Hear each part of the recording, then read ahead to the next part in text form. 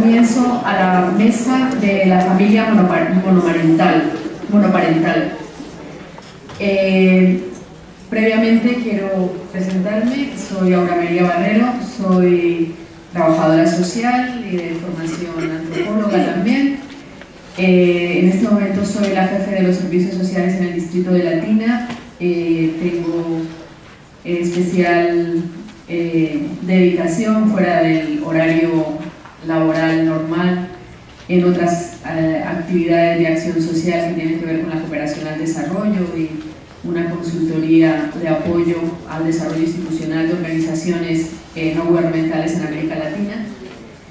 Y estoy muy agradecida de estar hoy aquí. Quiero hacer un reconocimiento a la UNAF. Para nosotros en los servicios sociales del Distrito de Latina es un referente fundamental en nuestro trabajo con las familias. Sabéis que desde los servicios sociales de atención primaria se realiza la atención directa a la problemática de las familias en los centros de servicios sociales, y para nosotros asistir o tener la posibilidad de asomarnos a un congreso en el cual podemos apreciar y ayudarnos a comprender mejor la complejidad de la familia, pues es realmente un privilegio. Así que muchísimas gracias a la UNAF por su invitación. Vamos a dar comienzo a la mesa de la familia monoparental. Van a participar Elizabeth Almeda, que es profesora titular del Departamento de Sociología y Análisis de las Organizaciones de la Universidad de Barcelona. Además, es directora del grupo universitario Cópolis, Bienestar, Comunidad y Control Social, adscrito a la Universidad de Barcelona. Es doctora en Sociología por la Universidad Autónoma de Barcelona y máster en Social Welfare and Social Planning por la Universidad de Kent en Canterbury. Sus investigaciones se han desarrollado en tres grandes ámbitos: sistemas de ejecución penal, control social, delincuencia femenina, cárceles de mujeres, cambios y políticas familiares, familias monoparentales, rupturas de uniones, políticas familiares comparadas y memoria e identidad. En todos ellos ha llevado a cabo diversas investigaciones y ha publicado varios libros y artículos científicos y de divulgación social. Actualmente es la responsable de la línea de investigación, formación y apoyo técnico sobre género, familia y monoparentalidad del Grupo Interuniversitario Cópolis y coordinadora de la Red Temática Internacional de Investigación sobre Familias Monoparentales. También participará en esta mesa doña Carmen Flores, de quien haré la presentación cuando vaya a intervenir. Tiene la palabra Elizabeth Almeda. Muchas gracias. Es un placer estar aquí hoy con todas y todos ustedes. Muchas gracias a la UNAF por haberme invitado. Ya lo hizo en el 2005 sobre el mismo tema. Me invitaron también a hablar de las familias monoparentales. Es un placer, después de casi 7 años, estar aquí hoy con todas ustedes. Tengo 20 minutitos escasos. Mi objetivo un poco es darles algunas pinceladas sobre las investigaciones que venimos haciendo desde el grupo de investigación al cual represento, el Grupo Cópolis, que es interuniversitario, que hay universidades, está ubicado en Cataluña, pero está también la Universidad de Granada, la Universidad de Valencia, la Universidad de Valladolid y la Universidad de Aragón. Y también están algunos países de América Latina, como Argentina, México y Colombia. Por tanto, es un grupo interuniversitario con vocación en América Latina, aunque muchos de nosotros nos hayamos formado también en Europa. Entonces yo quería dar en estos 20 minutos algunas ideas, algunas reflexiones, algunos resultados de nuestras investigaciones sobre este tema. Ya llevamos más de 15 años, casi 20 años, trabajando. Primero de todo, decir que las familias monoparentales están aquí para quedarse. Están aquí y cada vez son más numerosas. En esa diversidad familiar, en esa pluralidad familiar que las monoparentales empezaron. En esa pluralidad familiar que las monoparentales visibilizan. Por tanto, muy acertado el título de estas jornadas. Érase una vez la diversidad familiar, érase una vez, pero ya está. Está aquí la diversidad familiar.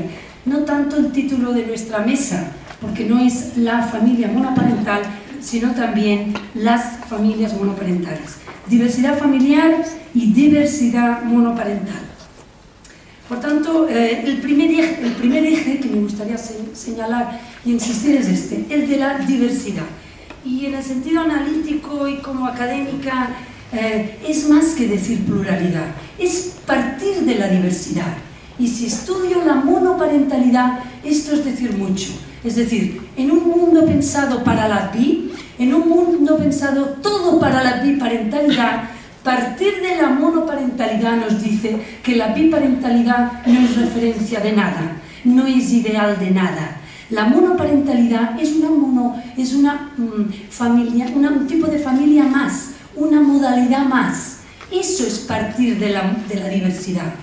Estudiar la mono en la pluralidad, estudiar la monoparentalidad como una más de las modalidades, a la monoparentalidad per se, en lo que es, en lo que significa y en lo que implica. Por tanto, desde los estudios serios sobre diversidad familiar, los que hacemos monoparentalidad, esto es básico.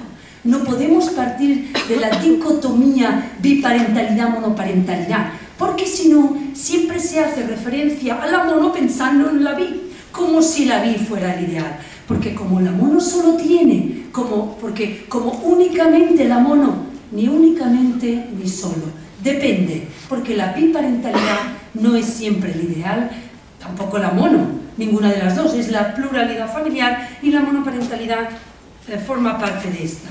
Tanto para las políticas públicas, ¿no?, para los diseñadores de las políticas públicas, para la agenda política de los distintos colores de los partidos políticos, para las entidades de familia, que se enteren de alguna forma todas las entidades de familia, que todas son familia, como bien la UNAF, ¿no?, en sus congresos siempre da cabida a esa diversidad familiar, pero hay algunas entidades que en eso no es así. Que las investigadoras y los investigadores sepamos partir también de esa diversidad familiar.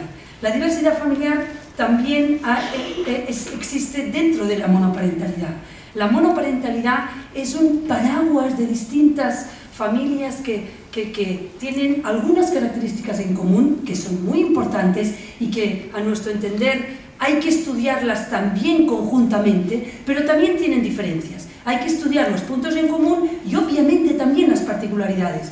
Pero desde nuestro estudio, desde nuestras investigaciones, hay muchos puntos en común que las unifican.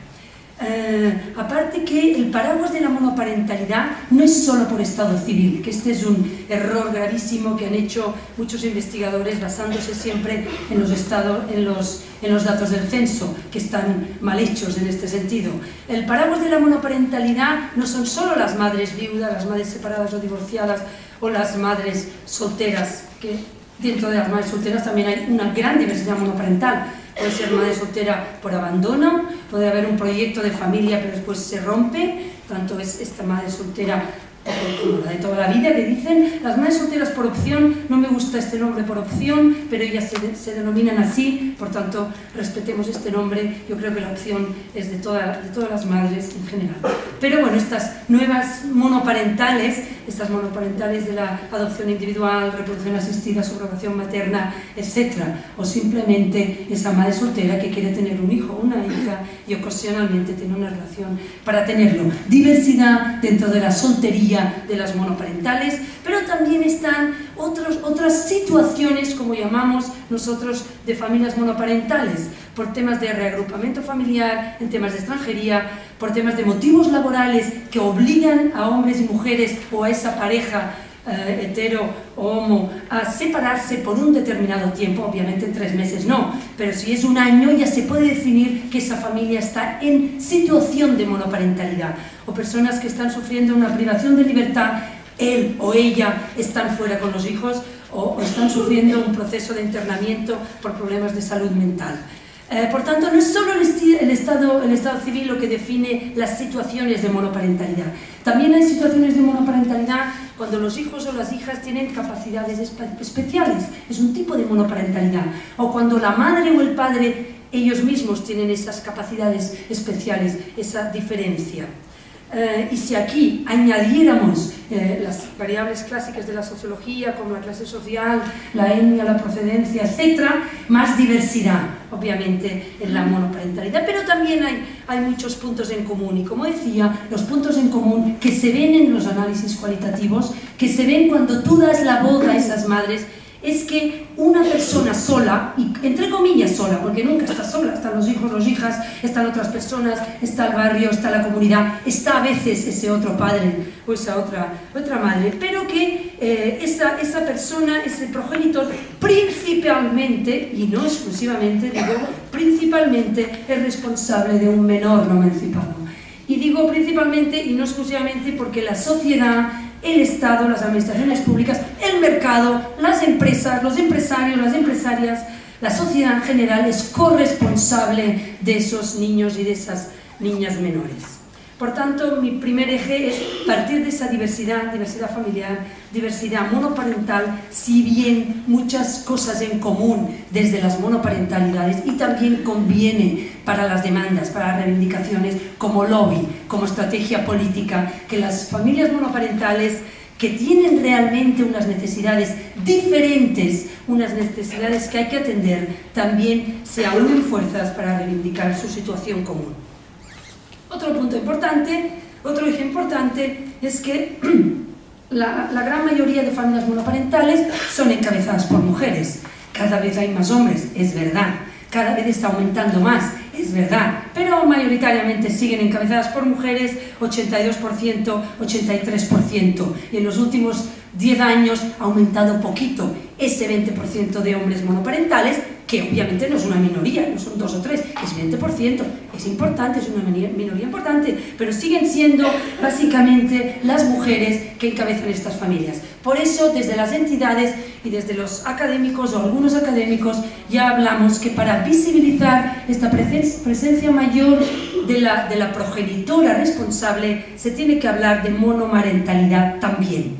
Monoparentalidad también, pero monomarentalidad también para visibilizar esa mayor presencia de las mujeres. Y también para partir de una perspectiva de género, para partir de una perspectiva feminista, para partir de una perspectiva no androcéntrica, que da la voz a esas mujeres. ¿Pero qué quiere decir partir de esa perspectiva? También quiere decir poner en el centro de los temas, cuando se habla de las monoparentales, todo el tema de que todavía siguen padeciendo, y esto es interclase, discriminaciones en el mercado laboral, discriminaciones en cuanto legales para acceder a veces a servicios, discriminaciones políticas.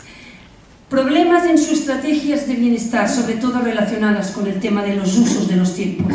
Han sido las familias monoparentales que han puesto en la agenda política de Europa el tema de los tiempos. La familia monoparental es la punta de arriba del iceberg. Estudiando la monoparentalidad se sabe mucho de cómo se comportan las otras familias. Las familias monoparentales son las que en un único sustentador está el cuidado y el sustento económico, casi siempre, aunque a veces hay otra persona, pero mayoritariamente. Y por tanto hay un problema en los usos de los tiempos laborales, familiares, personales, sociales, en una sociedad que todavía organiza el día en 8 horas, y es muy difícil en la forma en que nos hemos organizado poder conciliar estos temas si solo hay un solo progenitor. Por tanto, tener una perspectiva de género es poner el tema de los usos de los tiempos en la monoparentalidad como clave. Tener una perspectiva de género, como se ha dicho antes también, es decir, que hay muchas familias monoparentales que llegan a la monoparentalidad, que su vía de acceso es haber sufrido una situación de violencia contra las mujeres, a veces también contra los niños. Por tanto, tener una perspectiva feminista y no androcéntrica es situar la violencia de género como uno de los aspectos también a tratar. Es situar que la provisión de bienestar de las familias no solo la da el Estado, no solo la da el mercado a través de tu trabajo remunerado, sino también la dan las redes sociocomunitarias. Las mujeres lo sabemos, y América Latina es un ejemplo, y mi abuela es un ejemplo, y España era un ejemplo. La comunidad, las redes de solidaridad entre mujeres, las redes de los barrios, el cuidado de los hijos más de forma comunitaria. Tienes que tener una perspectiva feminista también para entender que esto es clave para cuidar a nuestros hijos y a nuestras hijas. Y hemos de decir desde esta perspectiva también el tema de los datos. Los datos son androcéntricos, los datos y esto hay que decirlo a los que producen los datos no muestran la diversidad en las condiciones de vida de las familias, no muestran la diversidad de la economía sumergida, muchas de mujeres, no muestran muchas diversidades que sufren las familias monoparentales. También, desde una perspectiva de género, hay que deconstruir simbólicamente la feminidad y masculinidad de esta cultura tradicional sexista y patriarcal, de la pareja ideal, la familia ideal. Desde una perspectiva de género y desde el estudio de la monoparentalidad hay que ayudar a desconstruir esto, como también hay que rechazar y huir del sesgo heteronormativo y la consideración ya al siglo XXI de las identidades de género plurales. Nos guste o no, les guste o no al político de turno, al académico de turno. Por eso, en todas nuestras encuestas, cuando preguntamos cuál es su sexo o género, ya ponemos mujer, hombre, transexual, transgénero, intersexual, o por favor, indique usted, especifique cuál para usted es su sexo o género. Dicho esto, este sería la otra cosa, el segundo eje. El tercer eje sería el eje integral. Hay que tener un enfoque integral de las familias monoparentales y por tanto hay que tener un abordaje como demuestran las jornadas de la UNAF, un abordaje interdisciplinario con psicólogos, sociólogos, demógrafos, politólogos, juristas, muy importante, juristas que estén apoyando, que estén dando normativa a esos modelos familiares que están cambiando, nos tienen que amparar jurídicamente, tienen que darnos garantías cuando no se cumplan las normas generales en esas familias particulares. Por lo tanto, tiene que haber un abordaje interdisciplinar de los temas y en las familias monoparentales. Es clave también por la diversidad de la monoparentalidad. Y tiene que haber un análisis intersectorial, como también hace hoy las jornadas de la UNAF, no solo académicos y académicas, sino también profesionales del bienestar, entidades de madres, ¿no? Las madres tienen que hablar, los padres también, seguro que están invitados, pero en mi caso, que estudio más las madres, pues las madres de estas familias monoparentales, los profesionales y algunos estudiantes que veo, gente joven. Intersectorial, los debates tienen que ser intersectoriales. El enfoque integral también quiere decir que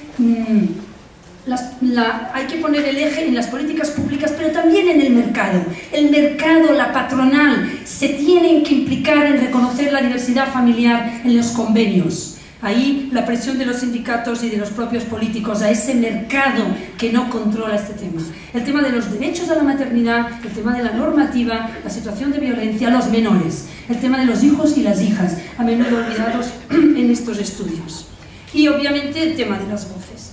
Y según mis datos, y me han dado 5 minutos, pero voy a acabar un poco mi charla, el tema de los datos el tema es importante, porque según nuestros datos, según los datos que manejamos en nuestro equipo, casi en el año 2001, porque todavía no tenemos los datos del censo del 2011, pero puedo un poco estimarlos a través de otras encuestas, para nuestros estudios las familias monoparentales representan casi en el Estado español el 20% de todas las familias con hijos y hijas, no el 6%, como se nos dice, porque hacen el denominador. Cuando dicen 6% hacen el denominador del total de las familias monoparentales dentro del total de hogares. Esto no, como la incidencia es la familia, tienen que hacer en el denominador las familias con hijos. Si usted estudia el total de familias monoparentales dentro del total de las familias con hijos o hijas, da este 20%. Si usted estudia que la edad de emancipación de nuestros hijos, nuestro grupo hemos puesto 21, con toda la emancipación de los hijos e hijas en España es más tardana, pero ponemos 21, no como Eurostat, que dice que las familias monoparentales son solo hasta los 16 años. Sabemos en España que nuestros niños y niñas a los 16 años no se emancipan. Por tanto, los datos de Eurostat están sesgados pensando en un modelo del norte de Europa que no tienen idea de lo que pasa en el sur de Europa, pero nosotros manejamos estos datos. También en Europa del Sur y en España las familias monoparentales son complejas, no son puras en el sentido de padre o madre solo con los niños, son complejas, como se ha dicho anteriormente, y complejas también en el sentido, no solamente de la complejidad, sino de que hay otras personas conviviendo. Por tanto, esa complejidad que no recoge los datos de Eurostat, sumando, nos llega a ese 20%. Por tanto, los datos son importantes y hay un enfoque todavía muy centrado en la familia nuclear, en la familia biparental, también en los datos. Yo quería hablar, para ir acabando ya, dos cositas del tema de la mal llamada crisis económica en la que estamos. Estamos en un momento de transformación económica que algunos llaman crisis, es un nuevo reparto del pastel entre las clases dominantes y, como siempre, las clases vulnerables y las familias vulnerables, entre ellas las monoparentales, salen perjudicadas. Hace 10 años que en España se había hecho un adelanto. España había trasladado y estaba en la agenda mediática la prioridad de un tipo de familias como las monoparentales que tienen unas necesidades particulares. Los académicos, las académicas, estaba en la agenda académica, en la agenda mediática, en la agenda política, en la agenda social, y ahora estamos viendo un retroceso importante cuando durante estos 10 años yo creo que ha habido una importante visibilidad de estas familias también a nivel de entidades que han crecido muchísimo. Por tanto, esta crisis, ¿no?, está afectando terriblemente a esos colectivos monoparentales que ahora están saliendo de la agenda mediática, están saliendo de la agenda política. Y además está viéndose también en esta crisis, porque cuando hay crisis aumentan los prejuicios, aumentan los estereotipos sociales, se agudizan, todo eso se agudiza. Los recortes están agudizando que lo ideal es otra vez la biparentalidad. Los recortes a veces impiden que la gente forme las familias que quiere formar, las trayectorias que quiere vivir. Y por tanto, esa crisis está, mal llamada crisis, que ahora no tengo tiempo de hablar, está perjudicando enormemente a esas familias monoparentales que, para acabar, diré, y siempre acabo diciendo esto, ya me conoce la Carmen, que son unas familias que, quieran o no esas familias, quieran o no, sean conscientes o no, han comportado 3 grandes retos sociales que hemos de saber y que hay que estudiar profundo. Uno es el reto a la familia patriarcal. La familia monoparental es una flecha directa al corazón de esa familia patriarcal sexista de 2 roles totalmente sesgada: rol sustentador económico principal, rol cuidadora. Cuando, como si las mujeres de las clases populares no hubieran trabajado toda la vida en el mercado y en la fábrica y aparte cuidar a esos niños. También la familia patriarcal de esos roles es como si todas las mujeres fueran de las clases media altas. Por tanto, la familia monoparental reta a esa familia patriarcal y reta a los regímenes de bienestar construidos después de la Segunda Guerra Mundial, pensando en la biparentalidad y pensando en la familia tradicional biparental sexista. Hay biparental no sexista, es verdad, hay biparental simétrica, no digo que no, yo estoy hablando de la asimétrica, que es la tradicional, la patriarcal. Por tanto, las familias monoparentales retan la familia patriarcal, retan a los regímenes de bienestar, y esto que digo, dicho así parece muy rápido, pero retan a esa construcción de una política pública para proveer del bienestar que está pensada para el cabeza de familia.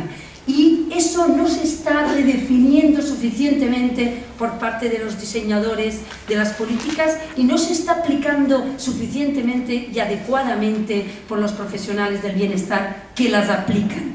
Por tanto, ese reto a ese régimen de bienestar mal definido también es gracias a las familias monoparentales que pujan para el cambio. Y por último, las familias monoparentales están definiendo nuevas pautas de consumo. Retan a nuestro modelo capitalista, a este postcapitalismo, definiendo nuevas pautas de consumo, por lo que sea, porque seguramente son pobres, porque algunas están excluidas, ¿no? Porque están definiendo nuevas pautas de consumo, por supervivencia, por lo que sea. Pero el enfrentamiento a la economía capitalista y a una sociedad de consumo dependiente, las monoparentales o algunos colectivos monoparentales lo están rompiendo. Esto no quiere decir, y aquí acabo, que ser monoparental quiere decir ser pobre, para nada. O sea, el gen de la pobreza no lo lleva la monoparentalidad. Es una monoparentalidad en un mundo biparental que no la deja ser, ¿Qué conlleva que algunos grupos monoparentales estén en esa raya, en ese margen de la exclusión y la pobreza? Por eso digo que las familias monoparentales, como dice Jane Lewis, una académica inglesa, están en el borderline, en este border, en esta franja, en aquel llindar, que decimos en Cataluña, ahí en esa puerta, ¿no? A camino de los dos, ¿no? Y por tanto algunas de estas familias pueden caer en la exclusión, pero eso no quita que esas familias son la vanguardia en muchas cosas y son las primeras que llevan los cambios familiares y que después se repercuten en las otras familias. Y bueno, aquí acabé, muchas gracias, así un poco todo apretujado, pero era un poco para tener las 4 líneas generales de lo que estamos haciendo en nuestros trabajos. Tenemos una red internacional y quien quiera saber más, pues después en el cafecito pues puede venir a contribuir.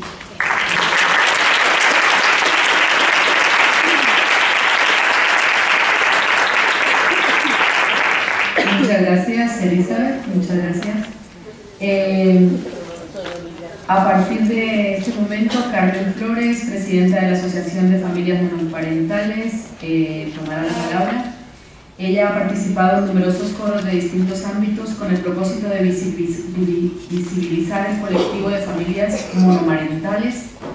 Desde 1987 ha colaborado activamente en la Asociación Solidaridad con Madres Solteras de Madrid y actualmente dirige y coordina los programas que se desarrollan desde la misma: los pisos de emergencia para madres solteras, el programa de apoyo integral e intervención psicosocial para familias monoparentales y el programa de conciliación para familias monoparentales.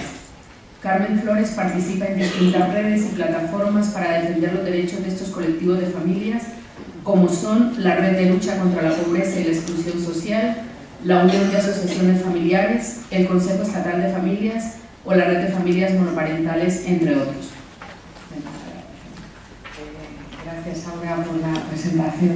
Bueno, primero agradecer a UNAF, primero la invitación a nivel personal a la federación y por otro lado también dar las gracias por crear este espacio que, bueno, pues aunque sea poco dentro de la diversidad familiar, pues la monoparentalidad y monomarentalidad, como nosotras hablamos, bueno, es importante. Gracias a Elizabeth por la exposición que has hecho, porque has ilustrado o me has dado pie a hablar. Poco me queda que decir, más que hablar desde la experiencia, desde la federación.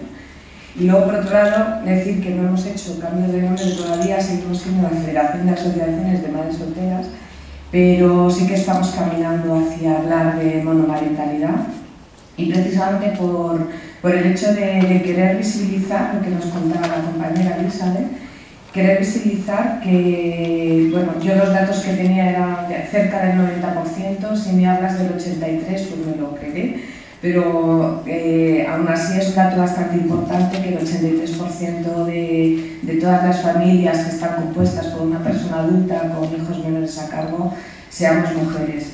Y creo que es importante, y aunque el término de monomarentalidad no esté reconocido por la Real Academia, porque hace muy poco que ha reconocido el término de monoparentalidad, sí es importante y nosotras vamos a seguir hablando de monomarentales, porque primero somos mujeres en una sociedad todavía patriarcal, y aunque en el camino a la igualdad hemos conseguido algunos éxitos, todavía estamos por debajo y no estamos en igualdad de condiciones, ni tenemos igualdad de oportunidades a nivel de derechos laborales, a nivel de crianza, a nivel de conciliación. O sea, son tantos los aspectos que hacen que tengamos que visibilizarnos como, no quiero decir colectivo, pero sí un tipo de familias que queremos no estar excluidas, sino estar incluidas, porque somos parte, o sea, no vivimos fuera de aquí, sino que somos parte de esta sociedad. Por lo tanto, no queremos que se nos incluya más en los planes de familia como en los grupos de exclusión, ¿no? Ayer teníamos una reunión en el Consejo de Participación de la Mujer y lo volví a decir. O sea, hablemos en positivo y hablemos desde la inclusión porque estamos aquí, porque sobrevivimos. Y lo que sí que pedimos a las administraciones y a la sociedad en general es que se normalice, ¿no? Que vean esta situación normalizada, porque realmente es un tipo de familia más que tiene unas características y peculiaridades quizá algo diferentes por el hecho de estar una persona sola adulta a cargo de esa familia, ¿no? La federación llevamos trabajando desde el año 94, pero la constituimos asociaciones que veníamos trabajando desde el año 83. Bueno, no he preparado mucho audiovisual, pero bueno, porque vierais, ahora mismo somos 4 entidades. Ha habido mucho movimiento porque en esto de la monoparentalidad y monomarentalidad también hay mucha diversidad, y entonces, bueno, sí que intentamos trabajar en redes, participamos en la red Tifamo también, y lo que sí que intentamos es trabajar buscando aquellos aspectos comunes que hacen que tengamos que decirles a las administraciones públicas cómo estamos y qué es lo que hacemos y cómo queremos estar, hacia dónde queremos caminar. Desde luego, uno de los objetivos principales es reivindicar la igualdad de derechos, respetando la diversidad. Igual podríamos poner derechos de las familias monoparentales, respetando su diversidad. Y bueno, siempre caminando hacia la participación y hacia el cambio social, ¿no? Bueno, hay más objetivos que bueno. Aquí se me ha olvidado poner, perdón, las entidades que componemos actualmente la federación, que son las asociaciones. Tenemos representación en Zaragoza, en Baleares, en Valencia y en Madrid, y luego colaboramos también con la Fundación Isabel Duncan de León, con la que tenemos un acuerdo. Bueno, eran antes miembros de la federación y ahora por motivos administrativos pues solamente colaboramos, no somos miembros. Bueno, dentro de los programas y actividades, pues son las propias actividades de las entidades. Sobre todo son actividades que van encaminadas al apoyo y a la protección de estas familias, y hay actividades dirigidas tanto a las madres como a los niños y a las niñas, ¿no? A las madres porque es la primera vía de entrada a la entidad, porque son las que nos solicitan la información, el asesoramiento, el apoyo. Decir de manera anecdótica, aunque no lo es, que esa demanda este año ha aumentado en un 40% en demandas de necesidades básicas, es decir, de alimentos y de ayudas económicas, aunque no demos ayudas económicas. Y luego actividades dirigidas a los menores, a los niños y a las niñas, sobre todo en programas de conciliación y de respiro familiar, de ocio y tiempo libre. Bueno, algunos de los datos, he traído pocos porque tampoco os quería contar demasiado, pero sí plantear un poco el perfil y decir que la mayoría de las familias que acuden, ¿no? Esto no refleja la realidad de toda la sociedad, sino las que están acudiendo a nuestras asociaciones, la mayoría, o sea, hay muy poco porcentaje de mujeres que tengan unos estudios universitarios que les permita unos ingresos económicos y que les permita una estabilidad económica y familiar. Y la mayoría de las personas que acuden a la asociación tienen entre estudios primarios y secundarios, lo que implica, y pasaríamos a la siguiente, es a la situación laboral.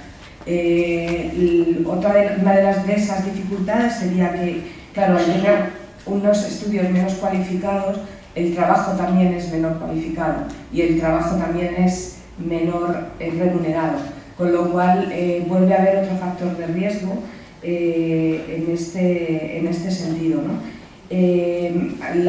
Los datos que tenemos de las mujeres que han venido a las asociaciones en este último año nos habla de que el 44% de estas mujeres carecen de empleo.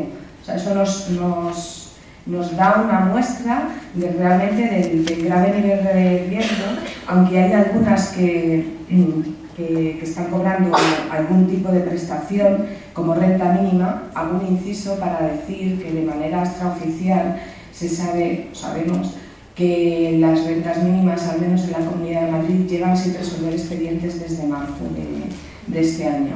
Una ayuda social que se supone que es de emergencia y es inmediata, lleva expedientes sin resolverse durante 8 meses.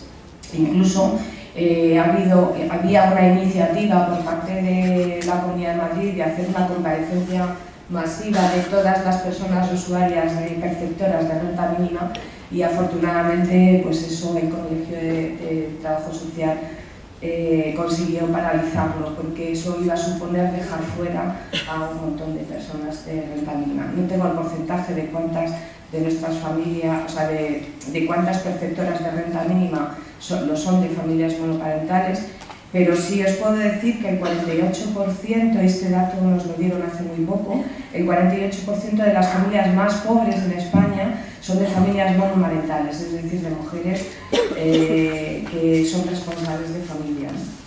Y el 6% de las mujeres atendidas de la asociación están en situación de verdadero desamparo porque no obtienen ningún tipo de ingreso económico. Y claro, eso unido a que a los servicios sociales se les está recortando las ayudas básicas y las ayudas directas, por no hablar de las becas, de libros, de comedor, es decir, todo lo más básico, volvemos a ser las familias y nuestros hijos y nuestras hijas los que estamos sufriendo el recorte real de esta mal llamada crisis o de esto que nos quieren hacer ver, ¿no? Ese 6% realmente no sabemos muy bien qué opciones hay, pero en la mayoría de los casos en lo que revierte es en una desestructuración familiar, porque lo que ocurre es que los niños van a un sistema de acogimiento o a un sistema de guarda voluntaria y las madres pues a un albergue o bueno, entendemos que a un albergue o buscarse la vida pues no se sabe de qué manera, ¿no? Y otro dato, bueno, también con respecto a esto, el otro día nos dieron datos del CAF, de los Centros de Apoyo a las Familias en la Comunidad de Madrid, y el 46% de las medidas tomadas a menores eran menores procedentes de familias monomarentales. Son datos como muy alarmantes. A mí yo realmente estoy muy preocupada y allá donde voy pues procuro decirlo porque o sea, el riesgo es real. Y yo quiero hablar en positivo, pero me parece muy difícil hablar en positivo con estos datos, ¿no? Y otro dato importante también que nos refleja qué tipo de sociedad estamos ahora mismo, en este momento, es que el 31% de las familias, de las mujeres, están en situación de economía sumergida. Mayoritariamente servicio doméstico, con una ley de empleadas de hogar detrás que se está viendo pues, que por muy buena intención que ha tenido, pues no ha tenido la repercusión, porque al final todas las personas somos responsables y toda la sociedad es responsable de las cosas que ocurren, pero efectivamente las empleadoras o empleadores están abusando y están abusando de las mujeres y están abusando de la vulnerabilidad en la que nos encontramos, y como hay mucho mercado, mucha carne femenina para trabajar, pues las condiciones laborales que están ofreciendo incluso llegan a rayar el pagar 5 euros la hora de limpieza, ¿no?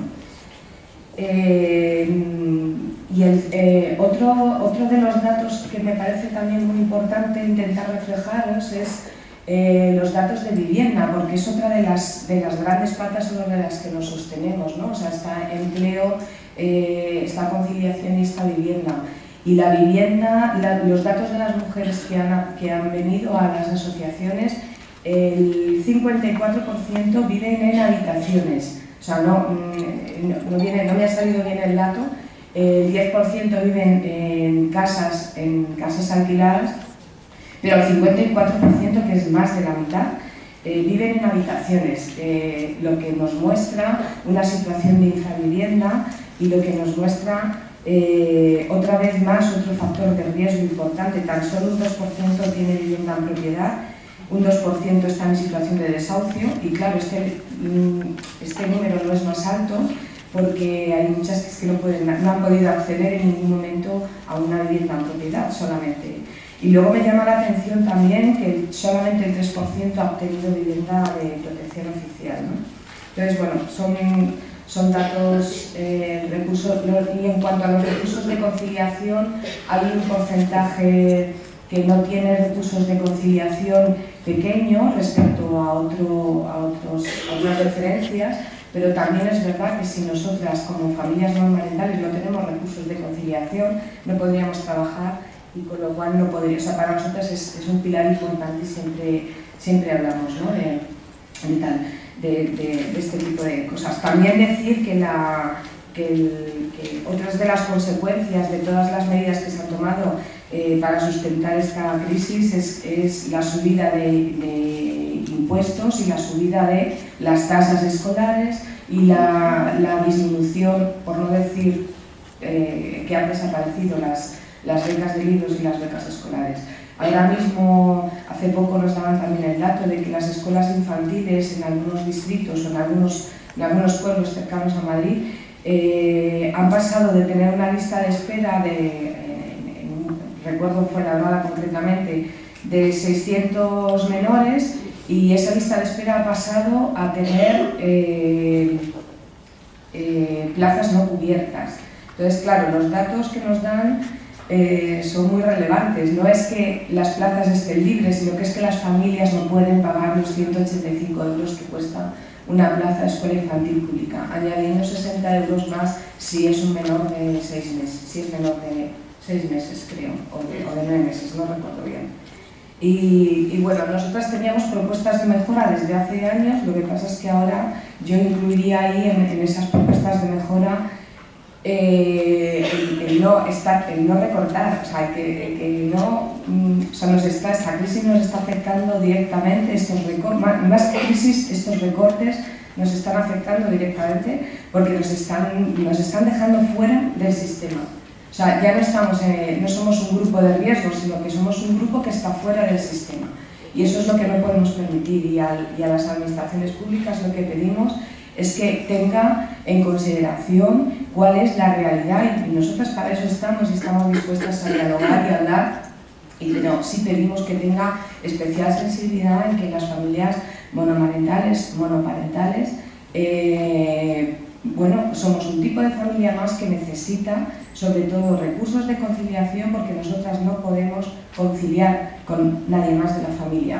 Y además hoy día, o sea, mayoritariamente y tradicionalmente las abuelas han sido las mujeres, han sido cuidadoras, pero ahora mismo las abuelas somos también trabajadoras. Entonces, no, la sociedad no se puede sustentar de esta manera. O sea, estamos abocadas a perder lo público y estamos abocadas al fracaso social. Y nuestros hijos y nuestras hijas son los que conforman la sociedad del día de mañana. Todo esto se recogería, nosotras pedimos que haya un paraguas legislativo que recoja todas estas dificultades, necesidades, realidades diferentes. Pedimos que hubiera una ley de familias monoparentales y entendemos que si no nos han escuchado hasta ahora, pues ahora con motivo de la crisis volvemos a estar a la cola, ¿no? Se me ha olvidado decir un dato importante, y es que España es el cuarto país en pobreza infantil. Lo dejo ahí porque me parece que nos estamos cargando un estado de bienestar al que no habíamos llegado. O sea, no habíamos llegado a tener un estado de bienestar y ahora mismo lo tenemos completamente desmantelado. Y eso va a influir directamente en cómo vamos a vivir dentro de unos años y en cómo nuestros niños y nuestras niñas son los primeros sufridores o los primeros discriminados de esta mal llamada crisis o de este momento. Gracias. Perdón si me he sido muy gesto.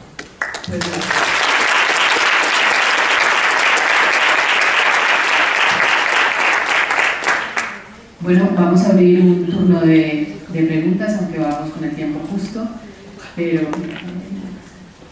2 palabras más. Bueno, buenos días. Bueno, yo pertenezco a una federación de mujeres separadas y divorciadas, familias monomarentales, y estoy de acuerdo con los 2 ponentes que han hablado de las familias monomarentales. Yo creo que somos monomarentales. Es verdad que esa crisis que nos venden, como también crisis económica, pero también crisis de valores, está afianzando cada vez más lo que es la familia perfecta biparentalidad, ¿verdad? Y que no están castigando a las familias monoparentales. Yo creo que ahora mismo la crisis que está terminando con la clase media, o está intentando terminar con la clase media, esa fractura, ¿verdad?, que hay. Las mujeres que estaban en el mercado laboral con todas las, con toda la estabilidad que en su momento tenían, están cayendo en el paro y están cayendo como un pozo en la feminización de la pobreza y en el fuera del sistema, como dice Carmen, ¿no? Nosotros que atendemos a mujeres en conflicto, directamente a mujeres en separación y divorcio, estamos viendo cómo están cayendo en la feminización de la pobreza, pero de una manera estrepitosa. De verdad, yo también estoy preocupada con esta situación. Y aquellas mujeres que estaban en la clase media, que tenían trabajos, no estaban en la exclusividad, ni en el riesgo, están ya fuera del riesgo, ya están en la exclusividad en este momento. Sin embargo, cuando las políticas públicas, el pilar del bienestar social afecta mucho más a las mujeres y mucho más a las mujeres que estamos en esta monoparentalidad, ¿no? Sin embargo, cuando vemos las estadísticas o también incluso los medios de comunicación hacen algún entrevisto o siempre entrevistan a cabezas de familia hombre, no sé si habéis dado cuenta de esto, ¿verdad? Sale el señor jubilado que no ha tenido que ir al comedor, o el padre de familia que tiene con sus hijos en el comedor. Y yo digo, ¿dónde están las mujeres solas con cargas familiares que de verdad no tienen ni para coger el autobús? Es que nosotros hemos tenido muchas veces que dar a muchas mujeres que van para coger el autobús o para coger un bocadillo.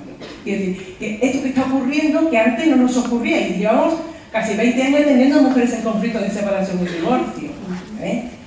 Yo creo que me sumo a lo que habéis dicho vosotras y a lo que ha dicho Carmen sobre el amparo legislativo. Yo creo que ya está bien. En Europa hay un amparo legislativo o unas recomendaciones en este aspecto, y en España eso vamos a unos años luz en este asunto. Y yo, decido también que todavía se complica mucho más con la atención a mujeres que estamos en estas separaciones y divorcios, que hay violencia de género. Eso ya yo os lo cuento porque ya entonces no tendríamos tiempo de hablarlo aquí. Tenemos 4 palabras todavía. No, por eso digo que no me sumo más, me sumo a lo que hacéis vosotros, porque la preocupación es cada vez, para que lo conozca la gente, más acuciante. Nada más, gracias. Muy bien.